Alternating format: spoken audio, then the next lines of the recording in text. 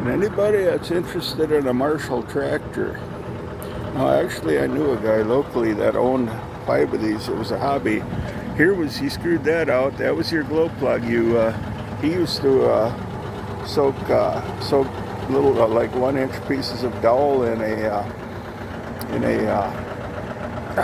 what do you call it? Uh, Kerosene and waste oil. Now here was your compression release. Let me see.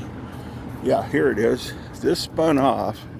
That pin right there, you loaded a blank 12 gauge charge in there, and that pin, when you had everything set, you had to line up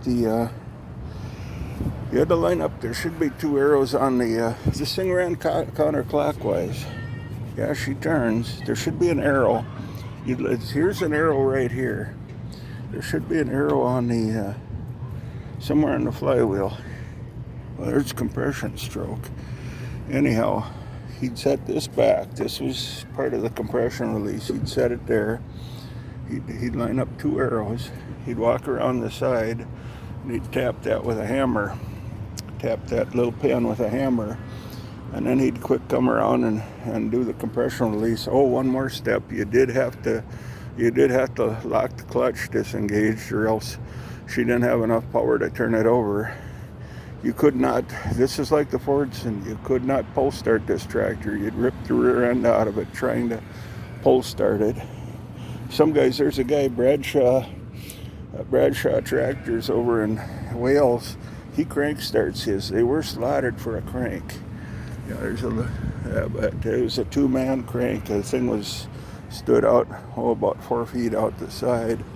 You could start them with a crank. A British Field Marshall.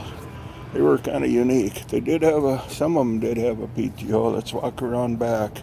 Yeah, she did have a PTO, but it's a 1-cylinder diesel. And actually, amazing as it sounds, this thing pulled a 3-bottom plow. Yeah, there's the crank right there.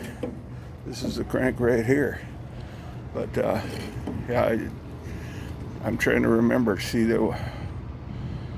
I don't remember. There was somewhere there was a clutch lockout. Here was your fuel. Here was your fuel adjustment. Like I say, I did know a guy that had a couple of these. They were a hobby. He had them. His were a lot nicer, but he sold them a few years back, and I think he knew that the end was there. He passed away thereafter. But yeah, Field Marshall.